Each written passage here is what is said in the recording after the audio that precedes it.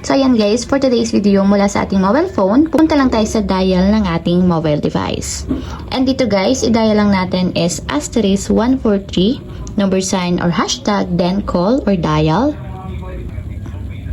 And then dito guys, pipiliin lang natin dito is yung Go Plus. So nasa number 1 siya, kaya ang ita-type natin is number 1, then tap send.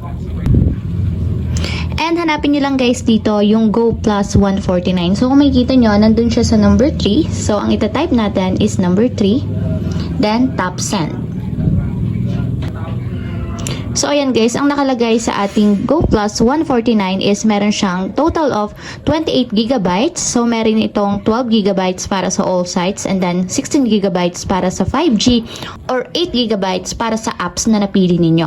At bukod pa doon, meron pa siyang kasama only all net calls and texts. Valid siya guys for 7 days. So para makasubscribe tayo dito sa Go Plus 149, itap lang natin or itype natin yung number 1 para masubscribe, then tap send.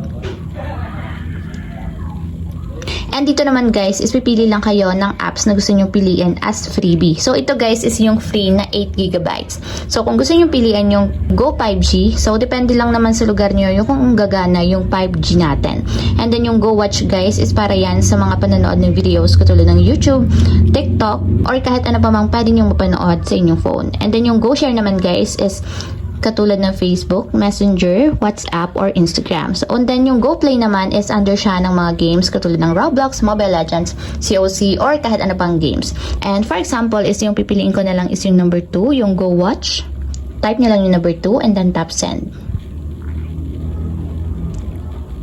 And ayan guys, ipuproceed lang natin. So, number 1, type number 1 para mag-proceed. And makita nyo guys, meron siyang 12 GB para sa data for all sites and then 8 GB para sa apps preview natin. So for 7 days with calls and text na siya.